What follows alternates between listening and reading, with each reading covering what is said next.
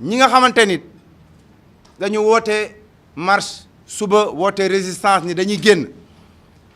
ñoom nee nañu bu ñu leen bàyyee dinañ génn bu ñu leen bàyyiwul dinañ génn ba ñu jéemee génn y a une semaine ou plus ou 2 semaines jàpp nañ seeni moroom merci beaucoup ñi ci jàpp libéré nañ leen démb ñi ngi rafetlu foofu taxawaayu justice ñii nee nañu faaw ñu génn ñii nee nañu bu ngeen génnee dinañ leen téye xale yi certains nee nañu bu ñu leen téye ñoom dinañ taal dinañu yàq. vraiment période bi ñu toll ñun soxlawuñu loolu Ndakaaru période examen lañ toll xale yi ñu ngi war a jàngi ñu ngi war a def seeni examen période bu ñu toll période tabaski la nit ñi da ngay gis ku def prêt ku nekk xool fan nga war a mun a wutee xaalis di def opération tabaski da ngay gis ku dajale 1 an pour def opération tabaski les gens sont dans les rues yar teg say xar di jaay samba boo yi nga xamante ni yàkkamti wuñu lu dul manifestation am wala xeex am ñu profité aussi di dajji magasin jàmbur yi di sàcc bétaayu nit ñi di def naka sudul noonu ci dëkk bi xam ngeen ne loolu lépp Ndakaaru gii lay xewee te defe naa ni des raisons personnelles warul mën a tax ñuy taal Ndakaaru njaay surtout ñi nga xamante ni ñoo ko jiitee taxaw ni man dama niin kenn du ma jàpp bu le maire de Dakar mënee taxaw à la télé ma koy dégg mu ne man période bii dama di tax dëwlin laa diwoo du ma leen may fuñ ma jàppee mais naka ngay bañee ñu jàpp la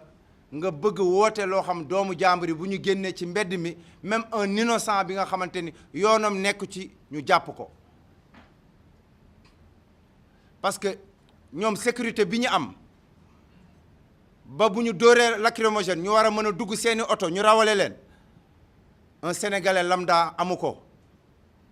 soo xoolee ñi ci ñàkk seen bakkan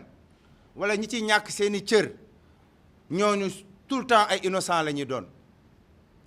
te benn vie jarul génn manifester ñu naan martyr non jarul loolu bakkanu doomu aadama dafa fort man de li ma leen di digal ñoom mooy ñu reculer ñu xalaat askan wi nga xamante ni tey jii ñu xalaat seen moroom yi nga xamante ni tey def nañ parrainage def wër nañu Ndakaaru njaay wër Sénégal te bañ leen waxee jàllu leen am nañ lu leen metti torop mais dañu toog muñ loo ko yàlla xam ni nguuru yàlla rek a dul jeex kon ñun Ndakaaru fi la ñu bokk te ku gis coalition bii ñu àndal nga xamante ni wax dëgg yàlla jeunes yi ñoo ci ëpp nga xamante ni ñoom suñu ay kilifa yi nga xamante ni tey ñoom ñoo ñu jiital xam nañ ni l'espoir c'est la jeunesse loolu laa amoon lu ma si sànni di wax ni tey woote bi du lenn lu dul ñu mën a éveiller ndaw ñi ñu wax leen bu leen kenn génn ci mbedd mi bu leen kenn yàquloo xoolal innocent yi ñi nga xamante ni da ngay wut sa xamoo ndax kii dafa dajale pour jënd oto xamoo nan la def pour ubbi magasin xamoo nan la def pour am li mu am manifestation am nga yàqal ko alalam kooku kan moo koy fay xoolal ñaata bakkan ñoo ciy rot fii ku fi dee yow yaay perte ak sa njaboot ndax ñoom ñi woote balaa ñuy am popularité bii ñuy am dañ daan toog naan ku fi génn lépp lu la dal ku politicien tax ngay génn di yàq wala ngay def naka sudul noonu boo deewee yow yaay perte yow ak sa njaboot ñoom ñoo ko doon wax les images sont là ndax fii moom VAR dafa xew boo fi waxeet nit ñi VAR la ñoom ñoo ko doon wax tey nag Ablaye Wade président Ablaye Wade jaar na fi amoon na popularité bu ne mais nguuru yàlla rek a dul jeex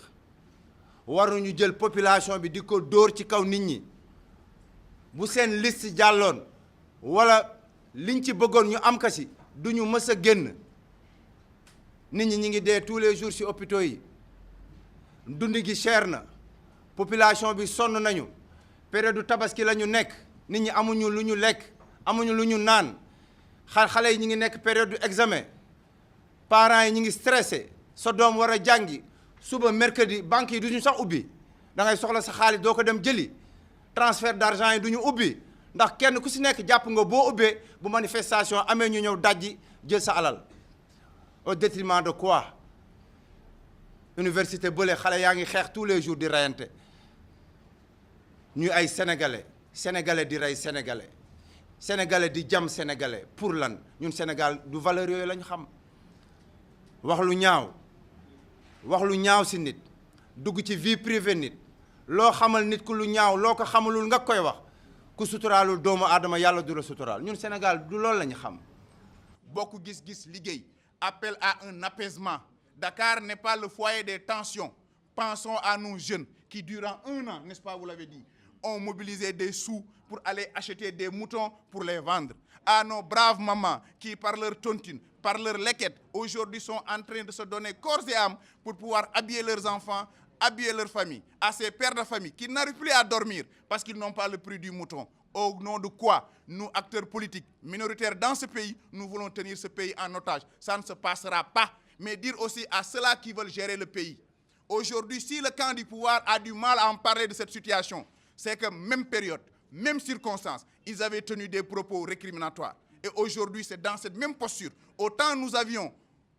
tiré sur Macky Sall à l'époque, que chef de l'opposition à 10 ans, si on touche à la Constitution, on déloge le palais. Aujourd'hui, on tire sur cette même opposition qui demande à la jeunesse de sortir et de résister. Autant on a fustigé l'attitude de Macky Sall en recevant Kalichon, je ne sais pas, cet insulteur public, autant nous tirons sur l'opposition qui prennent des gens que je ne sais quoi, qui tirent sur nos marabouts, qui insultent nos marabouts. Olof Ndiaye day faral di wax ni lu feeñ ci sëy nuyoo woon na ca ngoro. Quand on s'alime, quand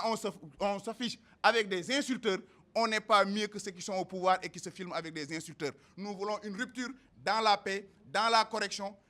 avec des gens comme Aline Badara Kebe, comme le président Pape Diop, comme Dr Aline Sow, qui brillent de par leur prestance, qui brillent de par leur humilité, qui brillent de par leur correction. La politique, c'est une affaire d'élégance. À chaque fois qu'on entend insolence, arrogance ou violence, c'est parce que quelqu'un a maîtrisé du métier. Bok Gis appelle à un apaisement et exige que les élections se tiennent et que Dakar ne soit pas un terreau de guerre où des gens se préparent pour piller, pour tuer. Nous ne le voulons pas. Nous demandons à l'État de prendre ses responsabilités, de laisser, s'il y a lieu, des gens manifester, mais malheureusement, nous avons entendu aussi qu'il y a 11 qui ont été déférés pour des questions de terrorisme. Et voilà pourquoi nous disons, sur ces questions de terrorisme, que le